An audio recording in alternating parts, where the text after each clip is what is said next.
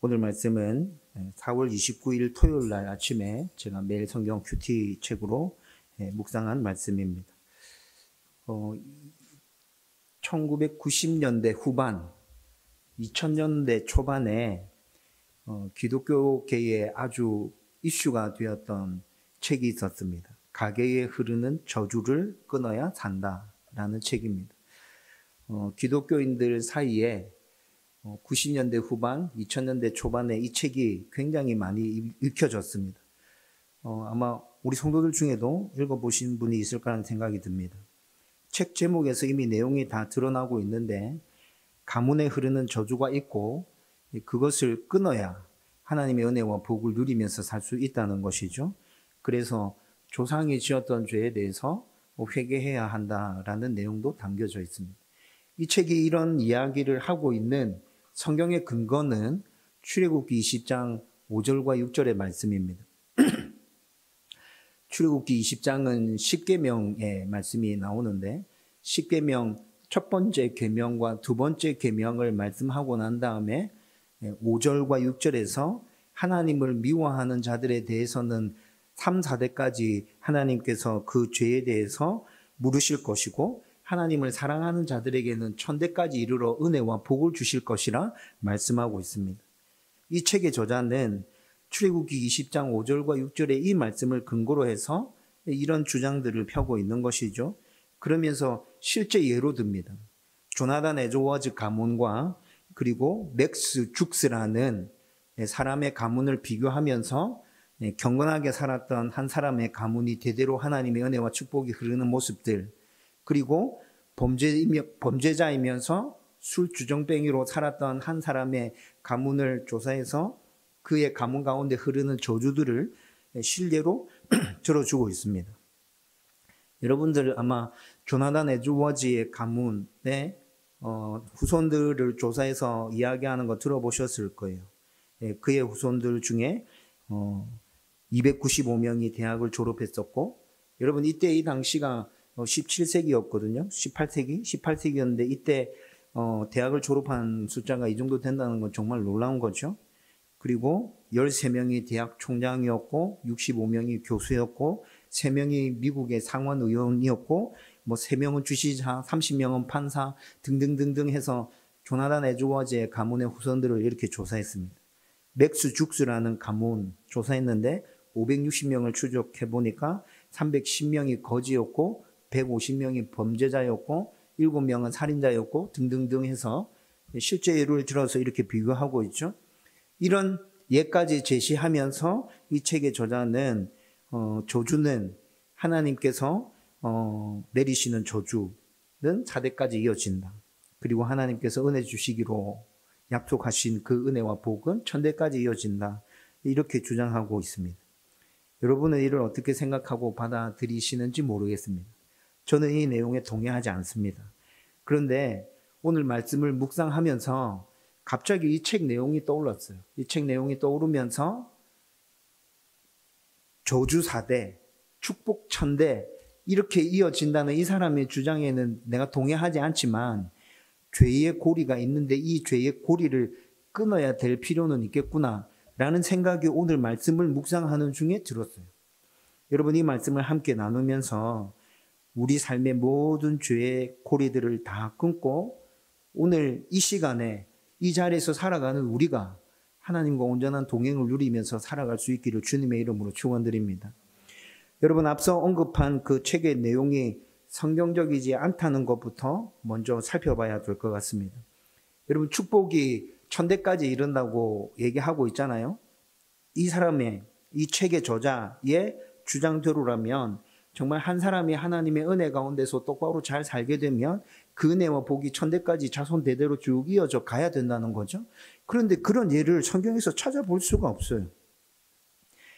천대까지 하나님의 은혜와 복을 누리기 위해서는 어떤 한 사람이 하나님의 말씀에 순종하고 잘해서 되는 일이 아니라 천대까지 이어지는 그 1000명의 사람 모두 다가 하나님의 은혜에 대해서 하나님의 말씀에 대해서 복종하고 순종하고 그 은혜를 갈망할 때 그 일들이 가능해지는 것입니다. 간단하게 예를 들어 드릴까요? 여러분 다윗 왕이 하나님으로부터 선택받아서 하나님의 은혜와 복을 약속받은 아주 위대한 신앙의 위인이죠. 여러분, 다윗 왕 이후에 남유다 왕국에 20명의 왕이 등장합니다. 그런데 그 20명의 왕 중에 하나님의 말씀에 그런대로 순종했고 그 말씀에 따라서 살려고 몸부림쳤던 왕은 8명 뿐입니다. 나머지 12명은 다윗의 후손임에도 불구하고 악한 왕이었어요. 하나님의 말씀에 순종하지 않는 왕이었어요. 여러분, 천대까지 이어진다는 이 말씀을 그냥 그대로 받아들인다면 다윗의 후손들은 어떻게 되는 거예요? 분명히 하나님께서 다윗에게 내가 너를 택했다. 너의 후손들 가운데 이스라엘의 왕이 대대로 이어질 것이다. 하나님께서 약속해 주셨죠. 근데 그렇지 않다는 거예요.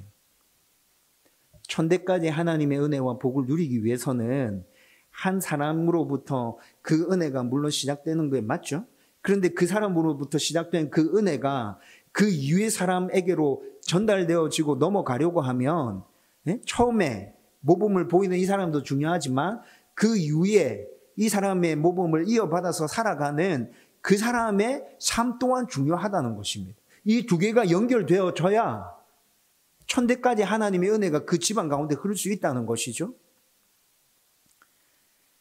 여러분, 4대까지 저주가 임한다는 것에 대해서는 성경이 어떻게 얘기할까요? 에스겔 18장 2절 말씀을 보면 저주의 승계 이론을 단박에 거부합니다. 에스겔 18장 2절 말씀은 이렇게 나옵니다. 아버지가 신 포도주를 먹었으므로 그의 아들의 이가 시다고 함은 어찌 됨이냐. 이게 무슨 말이냐 하면 아버지가 지은 죄가 아들에게로 물려진다고 이때 이 사람들은 생각하고 있었거든요. 그런데 에스겔 18장 2절의 말씀은 그게 아니다는 거예요. 이거 지금 이스라엘 백성들이 사용하는 속담을 사용해서 하나님께서 말씀하시는 거예요. 니네들은 이런 속담 얘기하면서 아버지가 크게 잘못하면 그 죄가 아들에게로 전가된다고 니네들 얘기하지? 그게 무슨 말인데? 그런 거 없다. 지금 이렇게 얘기하고 있는 거죠. 에스겔 18장 4절에 가보면 하나님께서 이렇게 얘기합니다. 모든 영혼들이 다 나한테 속한 영혼들이다. 그리고 그 모든 영혼들 중에 잘못한 영혼에게 내가 심판하고 그를 죽일 거다. 아버지의 죄 때문에 아들이 죽는 그런 일들은 일어나지 않는다. 에스겔 18장 30절에 가보면 더 정확하게 얘기합니다. 내가 각 사람이 행한 대로 심판할지니라. 여러분, 에스겔 18장에 나오는 이 말씀은 저주가 대대로 이어지지 않는다는 것이죠. 여러분, 이것뿐만이 아니라 예수님께서도 요한복음 9장에 보면 이에 대해서 분명하게 말씀하십니다. 요한복음 9장에 예수님과 제자들이 길을 가고 있는데 제자들이 맹인을 봤어요. 그래서 예수님께 묻습니다. 예수님, 저 맹인은 누구의 죄 때문에 맹인이 된 것입니까? 여러분, 이때 이 당시 사람들도 장애를 입는 것은, 심각한 장애를 입는 것은 부모의 죄가 크면 선천적으로 장애를 가지고 태어나고, 그리고 자기가 죄를 지으면 후천적으로 장애를 입게 된다. 이런 생각들을 가지고 있었어요. 그래서 제자들이 길을 가다가 맹인을 봤을 때 예수님께 그런 질문을 하는 거죠. 저 사람은 도대체 누구의 죄 때문에 장애를 가지게 된 겁니까? 부모의 죄 때문입니까? 아니면 자기 죄 때문입니까? 이렇게 물었다는 것이죠. 예수님은 이에 대해서 뭐라 말씀하시죠? 아니, 하나님의 일을 나타내기 위해서 저 사람이 장애를 가지고 태어난 것이야. 그리고 그 사람의 눈을 띄워주죠. 하나님이 위대하신 분임을 그 장님을 통해서, 맹인을 통해서 드러내 보여주셨다고요. 여러분, 그렇다면 출애굽기 20장 5절과 6절의 말씀을 우리는 어떻게 이해하고 받아들여야 됩니까? 하나님을 미워하는 자들에게는 3, 4대까지 저주가 임하고, 하나님을 사랑하고 하나님의 말씀에 순종하는 자들에게는 천대까지 복이 이른다. 이 말씀을 우리는 어떻게 이해하고 받아들여야 되는 것이죠? 제가 이것과 관련해서 인터넷에 여러 자료들을 쭉 찾아봤는데, 그렇게 자료를 찾다가 한 목사님이 이에 대해서 적었던 글을 읽었는데 그게 동의가 되고 공감이 됐어요. 그 목사님은 출애굽기 20장 5절과 6절의 말씀은 영향력에 대해서 얘기하고 있는 것이다.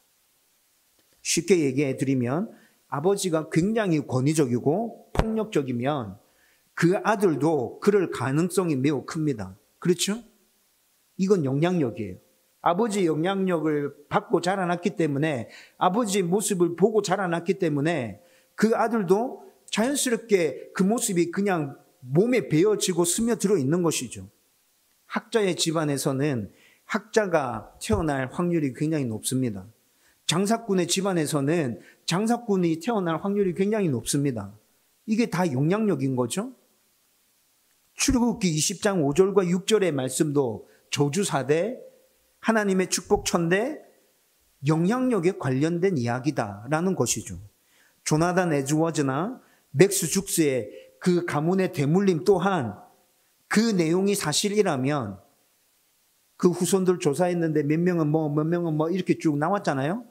그런데 그 책에 대해서 신랄하게 비판하는 사람들은 그 내용조차도 팩트인지 확인해 볼 필요가 있다라고 얘기해요. 실제로 그 후손들을 그렇게 조사한 것이 맞는지. 그런데 그 사실이 진짜 맞다면 그것 역시 영향력이라는 것이죠. 우리가 말하는 이 영향력에는 부정적인 영향력도 있고 긍정적인 영향력도 있는 것이죠. 그래서 가계에, 대대에 어떤 저주가 흐른다고 볼 수 없고, 조상들의 죄를 내가 대신 회개해야 될 필요가 없고, 그냥 우리는 자기 자신의 삶이 어떠한지에 대해서 잘 점검하고 확인하면서 자기 신앙을 잘 지켜가면 된다. 그리고 내 자손들에게도 선한 영향력을 흘려보내기 위해서 노력하는 삶을 살면 된다라는 것이죠. 여러분, 분명히 제가 앞서 언급해드린 에스겔서의 말씀에 의하면 하나님의 저주는 대대로 대물림되는 것이 아닙니다. 그 사람의 행동과 그 사람의 삶이 어땠느냐에 따라서, 믿음이 어땠느냐에 따라서 저주가 임하고 복이 임하는 것이죠. 부모가 어떻게 살았든, 영적 배경이 어떠하든 나는 나의 믿음과 내가 행한 행동들, 나의 죄에 대한 책임만을 지게 된다는 것입니다. 이것이 복과 저주에 대한 하나님의 판결 원리이자 하나님의 말씀하시는 공의와 정의인 것이죠. 이를 염두에 두고 오늘 말씀을 살펴보면 40년 광야 생활이 거의 끝나가는 시점에서 여러분, 이스라엘 백성들이 변한 게 하나도 없습니다. 오늘 본문의 말씀은 광야에서 38년이 지나고 다시 가데스 바네아로 돌아온 상황입니다. 여러분, 이스라엘 백성들이 출애굽했죠. 시내산에서 한 1년 반 정도 머뭅니다. 그래서 하나님으로부터 율법을 받죠. 하나님의 백성이 어떻게 살아야 하는지에 대한 율법을 시내산에서 다 받잖아요. 그리고 난 다음에 본격적인 행군이 시작되고 가데스 바네아에 도착했을 때 정탐꾼 보냈는데 그 정탐꾼이 이상한 말 해서 38년 동안 광야에서 돌아다니게 되잖아요. 하나님께서 내리신 심판이었거든요. 그런데 그 38년 동안 이스라엘 백성들은 광야를 다 떠돌아다니고 다시 가데스 바네아로 돌아왔습니다. 여러분, 이게 무슨 말이에요? 38년 전에 출애굽 1세대들은 광야에서 다 죽고 출애굽 2세대들이 지금 다시 자기들의 조상이 하나님 앞에서 실수했고 범죄했던 그 자리로 다시 돌아왔다는 말이에요. 그 가데스 바네아에 출애굽 2세대들이 서 있습니다. 그런데 물이 없어서 모세와 아론에게 불평하고 원망하고 있죠. 여러분, 이것은 1세대들이 보여줬던 모습과 똑같은 모습이에요. 지난주 야보크 기도회에서 나눈 말씀처럼 광야 생활 38년 동안 이스라엘 백성들은 정말 초조하고 불안했을 거예요. 자기들이 뭔가 실수 하나 할 때마다 하나님께서 약속하신 거 진짜 우리 가운데 이루어 주실 것인지, 가나안 땅에 하나님께서 우리를 인도해 주실 것인지 조마조마했을 거예요. 이해되는 부분이 있죠. 그렇죠? 그런데 그렇다고 해도 출애굽부터 시작해서 지금까지 하나님을 충분히 경험했기에 여러분, 이제는 뭔가 부족하고 불편함이 있다면 하나님께 구할만 하지 않습니까? 하나님, 이게 힘듭니다. 하나님, 이것 때문에 우리가 너무 지금 죽을 지경이 되었습니다. 하나님, 좀 돌봐주십시오. 하나님, 이거 해결해 주세요. 이렇게 기도할 수 있잖아요.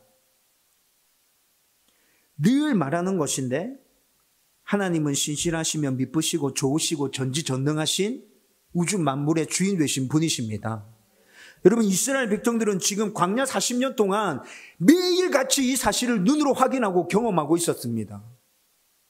그렇다면 그들의 필요를 누구보다도 잘 알고 그것을 항상 풍족하게 채워주시는 그 하나님께 구하면 된다는 것, 이 사람들 알고 있었지 않았을까요?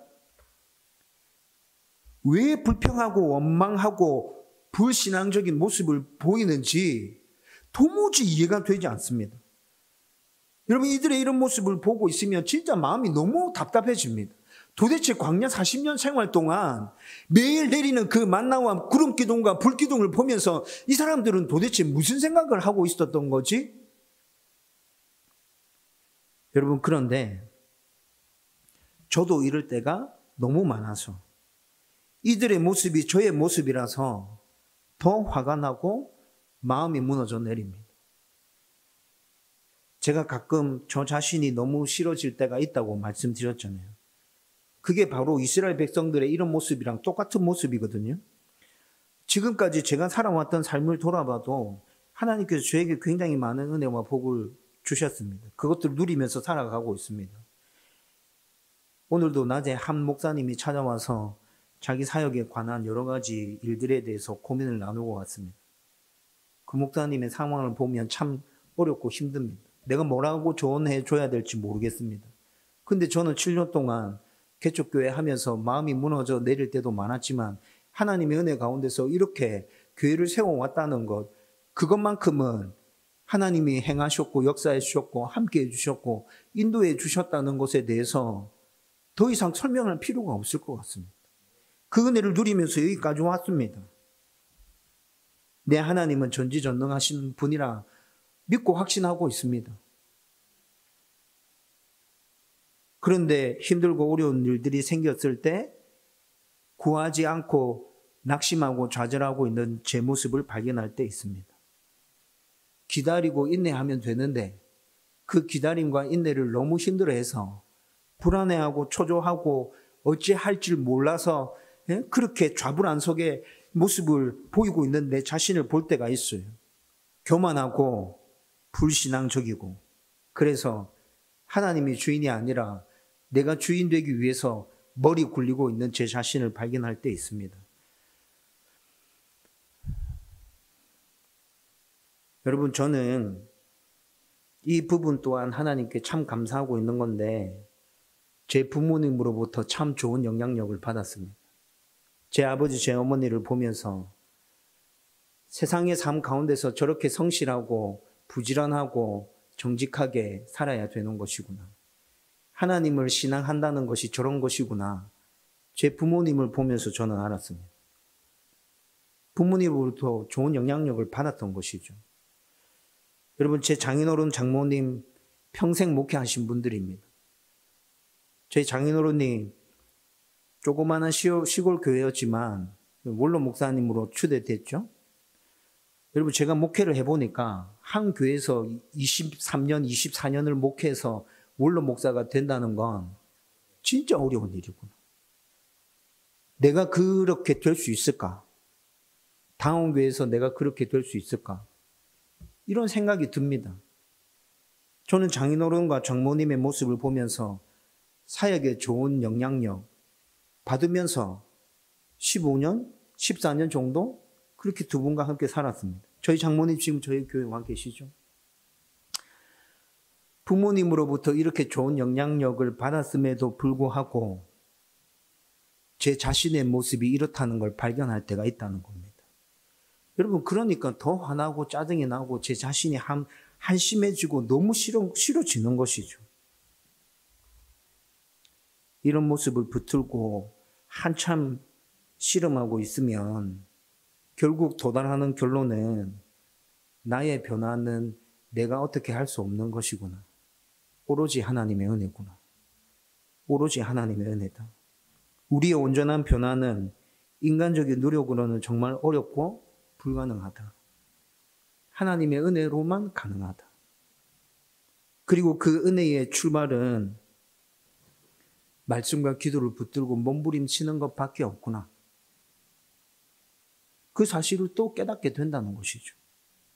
그렇게 몸부림치는 동안에 아주 조금씩, 아주 천천히 내가 하나님의 사람으로 그렇게 변화되어져 가는 것이구나. 하나님은 나의 그 노력과 그 몸부림을 기뻐하시고 그 미세한 변화를 보시면서 칭찬해 주시고 네 잘하고 있다. 하나님 그렇게 해 주시구나. 여러분 이런 것들을 깨달으면서 저는 계속해서 새로운 소망을 품게 됩니다. 제가 말은 새로운 소망이라고 말씀드렸는데 여러분들에게 계속 자주 얘기하는 것입니다. 힘들고 어렵지만 굉장한 헌신과 노력과 시간과 에너지의 소모가 투자가 필요하겠지만 저와 여러분들이 함께 그 변화의 길을 걸어가면 좋겠다. 하나님의 은혜 가운데 조금씩 변화되어져 가고 세워져 가는 저와 우리 성도들, 우리 다음 교회, 여러분 이런 것들에 대한 소망과 갈망의 제안에서 끊임없이 일어납니다. 여러분도 함께 저와 같이 이 갈망을 품을 수 있기를 주님의 이름으로 축원드립니다. 그렇다면 오늘 설교의 포인트에서 우리 이런 모습을 대물림하지 않기 위해서 우린 도대체 어떻게 하면 됩니까? 설교 앞부분에서 부모로부터 좋은 영향력이든 나쁜 영향력이든 영향력이 자녀들 가운데 흘러간다 했잖아요. 그 영향력은 우리의 모든 부분에서 약간의 인과관계가 있을 겁니다. 지금의 내 모습에서 부모님이 나에게 흘려준 그 영향력은 절대적이지 않다는 얘기인 것이죠. 부모로부터 좋은 영향력을 받았음에도 불구하고 안 좋은 모습으로 살아가는 사람들이 너무 많잖아요. 부모로부터 안 좋은 영향력을 받았는데 그것을 뒤집어서 아주 반듯하게 하나님의 사람으로 살아가는 사람들도 있잖아요. 그럼에도 불구하고 좋은 영향력을 받으면 좋은 모습으로 살아갈 확률이 좀 더 높다는 건 분명한 사실이지 않습니까? 또 부모가 정말 하나님의 은혜와 복을 누리면서 하나님의 은혜에 대해서 자녀들에게 잘 말해주고 잘 가르쳐 주었다면 그 자녀들은 하나님을 떠나는 일이 극히 드물어지죠. 부모가 살았던 그 모습을 따라서 자녀들도 그렇게 따라오잖아요. 이런 이유 때문에 신명기 6장은 뭐라 얘기합니까? 쉐마 본문이라 하죠. 가르치라. 부지런히 가르치라. 그냥 가르치지 말고 때를 얻든지 못 얻든지 부지런하게 가르쳐야 된다. 어떻게 가르쳐요? 문에다 적어라. 손목에 메어라. 시도 때도 없이 말해줘라.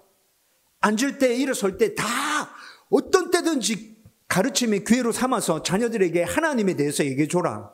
여러분 이것이 쉐마 본문에서 기록하고 있는 것 아닙니까? 여러분 왜 이렇게 얘기합니까? 그 영향력이 아주 작은 인과관계만을 그들에게 물려주는 것이라 할지라도 네가 그렇게 계속하면 그 아이도 그 영향력에 묻혀져서 하나님의 사람으로 나의 사람으로 그렇게 살아갈 거야. 그러니까 너 그렇게 해. 여러분 하나님께서 지금 이 얘기를 하고 계시는 거거든요. 만약에 출애굽 1세대들이 광야 생활을 하는데 자녀들에게 하나님의 말씀을 부지런히 가르쳤다면 어떻게 되었을까요? 앉았을 때, 일어섰을 때, 나갔을 때, 들어올 때 어떤 상황에서든지 하나님의 말씀을 가르칠 그 상황을 만들어서 그들에게 가르쳤다면 힘들고 어려운 일이 생겼을 때 원망하고 불평하는 것이 아니라 하나님께 엎드려서 간구하는 모습을 보여줬다면 출애굽 2세대들이 어떻게 바뀌었을까요? 항상 하나님의 그 은혜와 복들을 신뢰하고 약속을 신뢰하고 인내하면서 꿋꿋하게 기다리는 모습들을 자기 자녀들에게 계속 보여줬다면 출애굽 2세대들이 어떻게 바뀌어져 있었을까요? 광야 40년 생활하는 동안에 출애굽 1세대들이 자기 자녀들에 대해서 이런 모습을 끊임없이 계속 보여줬다면 40년 지나고 다시 가데스 바네아에 이르렀을 때 출애굽 2세들의 모습은 분명히 달랐을 것입니다. 우리가 죄의 고리를 끊고 우리 자녀들이 죄의 고리를 끊고 하나님의 은혜와 복을 누리면서 살게 하려면 우선 저와 여러분들이 지금 현재의 삶에서 말씀과 기도를 붙들고 하나님 백성답게 살기 위해서 몸부림쳐야 합니다. 자녀들의 눈에 그것이 보여져야 된다고요. 우리가 그렇게 몸부림치기 시작하면 우리 안에 넘쳐나는 그 죄의 고리들이 끊어지게 될 겁니다. 자녀들에게 우리 부모가 진짜 하나님의 말씀과 기도를 붙들고 하나님과 친밀하게 동행하면서 진짜 열심히 몸부림치고 있구나. 예수 믿는 사람답게 살아가려고 애를 쓰고 있구나. 자녀들 가운데 그게 보여지면 그 모습을 자녀들도 자연스럽게 본받게 될 것이고 자녀들 안에 있는 그 죄의 고리들도 끊어지게 될 거예요. 자녀들 스스로가 하나님 앞에 바로 서기 위해서 지네들도 노력하게 될 거잖아요. 그렇게 해서 우리는 우리의 죄의 고리를 끊어야 되고 자녀들에게 이 영향력을 흘려보내서 그들 스스로 믿음 가운데 서서 죄의 고리를 끊을 수 있도록 만들어줘야 된다는 것입니다. 부족하고 실수하고 실패해도 계속 말씀을 붙들고 우리의 말과 행동에 있어서 하나님의 말씀에 따라 순종하려고 살려고 하는 그 모습을 끊임없이 보여줘야 된다는 것입니다. 여러분, 자녀들에 대한 신앙교육의 첫 번째 책임은 부모에게 있습니다. 저와 여러분은 이 사실을 분명하게 기억해야 합니다. 교회에 자녀 신앙교육에 책임이 있는 게 아니에요. 교회는 두 번째예요. 첫 번째는 부모들이에요. 자녀들은 부모의 속과 겉이 어떻게 다른지 다 알고 있습니다. 신앙이 중요하다고 말하면서 세상의 관점으로 뭔가를 선택하고 결정하는 것들을 자녀들은 말하지 않지만 알고 있습니다. 신앙이 중요하다고 말하면서 가정에서 믿음과 은혜에 관한 얘기가 전혀 오고 가지 않는다는 것을 자녀들은 이상하게 생각하고 있습니다.